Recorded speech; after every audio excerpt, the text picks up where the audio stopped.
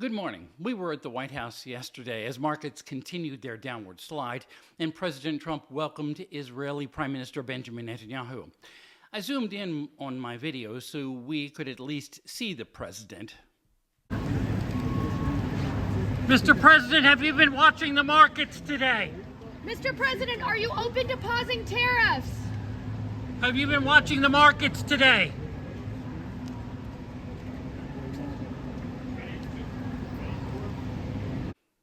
There was a moment in the morning when stocks shot up on the rumor that Trump was willing to pause the tariffs for as much as 90 days, but the White House quickly shot down that news.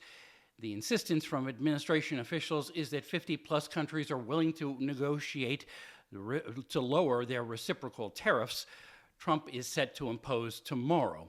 Markets slowly went from minimal all green to minimal red.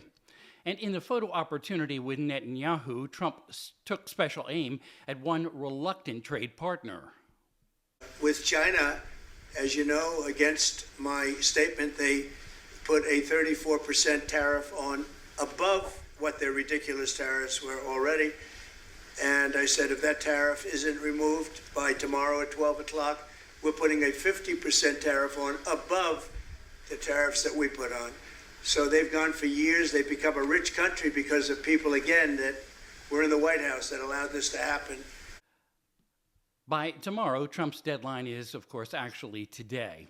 And this morning, China issued a statement that it would fight to the end. That photo op went on for more than 50 minutes, and I watched the live feed on a news channel that also had the Dow Jones monitor on the right side.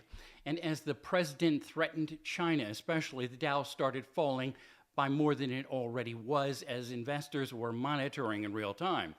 Eventually, the Dow closed down 350 points. The U.S.'s third largest trading partner that produces everything from just about all items in dollar stores to many small and medium-sized appliances is ready to engage in a full-on trade war. CNBC is out with a survey that shows almost 70% of CEOs now expect a recession. That means they're less likely to invest in expansion either domestically or internationally. During that photo op, Trump revealed the U.S. is going to be negotiating directly with Iran to try to negotiate a new agreement to prevent Tehran from getting a nuclear weapon.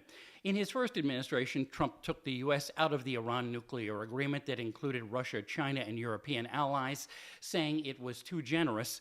Of course, it had been negotiated by the Obama White House.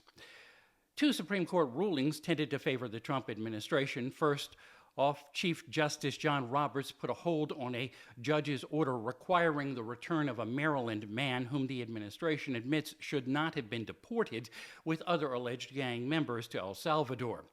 And the full court, voting 5-4, ruled that for now the administration can try to deport alleged gang members using the Alien Enemies Act. However, the potential deportees must be given the legal notice enough to allow them to challenge the move.